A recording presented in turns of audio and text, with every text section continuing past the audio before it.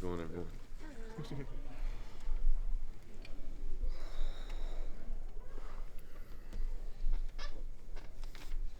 How does this year end up a success in your opinion?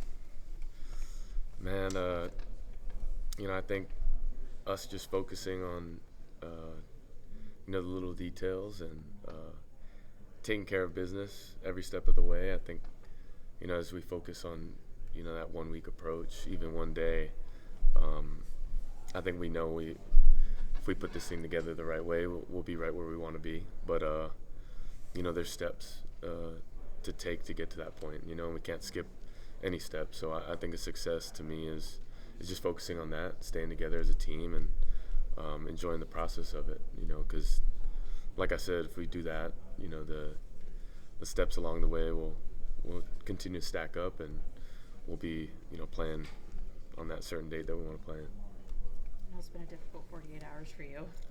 Probably not the people you want to be talking to right now are us. But, all good.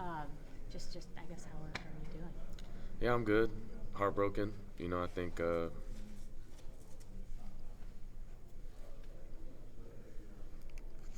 sorry. You just go through life and you learn a lot. And like I said, it's just perspective. You just got to gain it and, trust, God's plan. I think I've always tried to live a life of hoping that I'd just be on that course, at least close to it.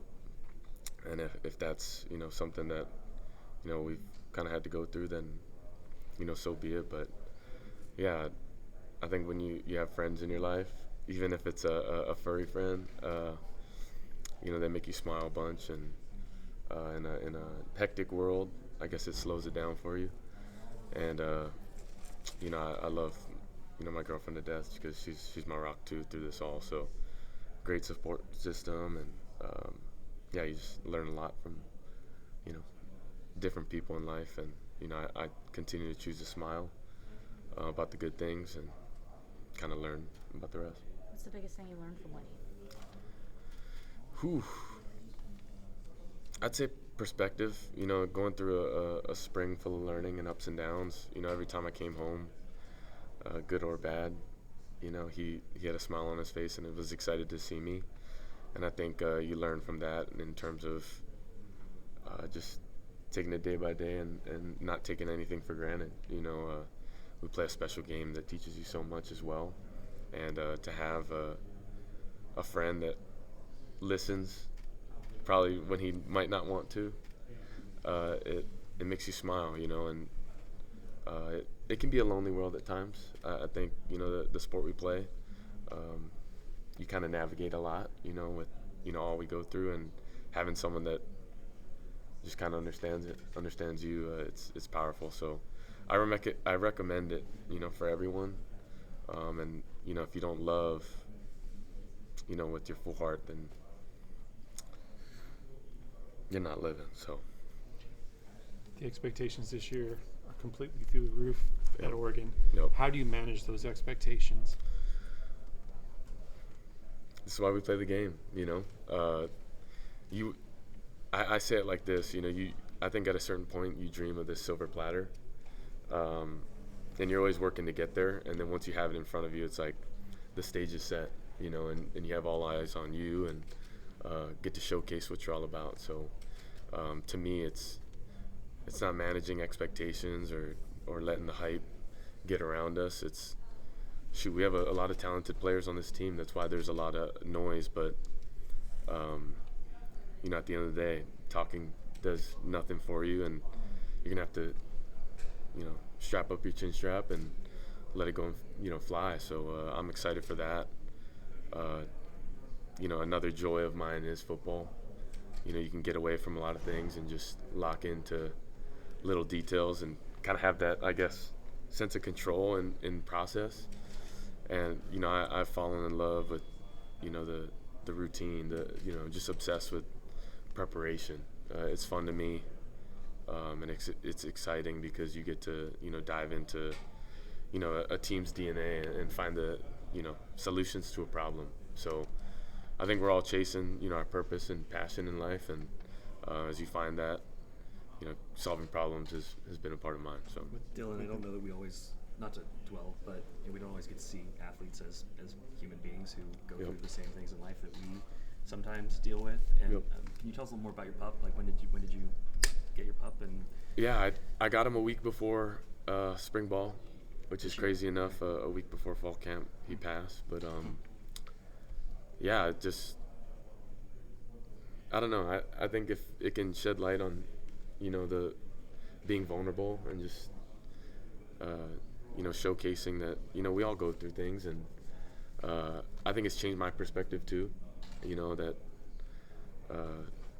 just people who go through loss and grieve, I think they are shy and scared to love. So it makes me more on edge of spreading my arms and trying to bring people in and love them up as much as you can, because like I said, this life, you want to love hard and enjoy every second. That's why there's emotion and passion in not only life but football. So I choose to still lead with my heart, and he's taught me that in a bunch of ways. But wild 48 hours to say the least. But you come back and you keep swinging. Go through a walkthrough, go through a run and a lift, and you just you continue to build motivation. So like I said, support system is everything, and a lot of people are loving and caring, and even your furry friends can be your best of friend. And I know a lot of people who have pets understand that. So yeah. Did you grow up with dogs? How did you name him? And had he learned any tricks yet? I did, yeah. He was shaking, sit, spin, lay down. He did not stay. Yeah, he was my cuddle buddy, so he slept in the bed with us. But also, I had a dog growing up named Maddie, but I didn't ever get a dog for a while after then because of, it's hard. But yeah, crazy. Terrence talked about how quickly you guys were able to build a relationship and a bond. What was it like being able to bring him out to Hawaii with you when you went back to your high school? Yeah, amazing. It was last minute, and T. Ferg really has been my best friend, from the beginning. That just speaks on, us meshing well together, but our girlfriends also getting along, and I think it's hard, as you meet people, finding 4 people that get along and have a dynamic that kind of just match, and humor and personality. It was just so easy, and I love T. Ferg. He's my brother, and when I go through hard things like this, or he's going through hard times, throughout his spring, and even congratulating him on his future wife. Just like being able to live, kind of through that lens together. We work hard. We go eat together, and then wake up and do it again, and enjoy like trips to Hawaii. So he's a brother for life, and I think within 7 months you build this connection, but also trust with someone. So I'm excited to go to war with them, and should go have a ton of fun spinning it. So you said in the spring that you felt like you were ahead on this transfer because of your previous transfer. Yeah. Where do you think you're ahead of compared to this time at Oklahoma a few years ago to this time at Oregon now? What do you think you're ahead of? I think I'm a lot more confident in who I am and knowing myself. I think you're always in a chase of finding that, but this year I knew what the difficult part of it was going to be, is time is of the essence, and learning an offense, and having command and control of it.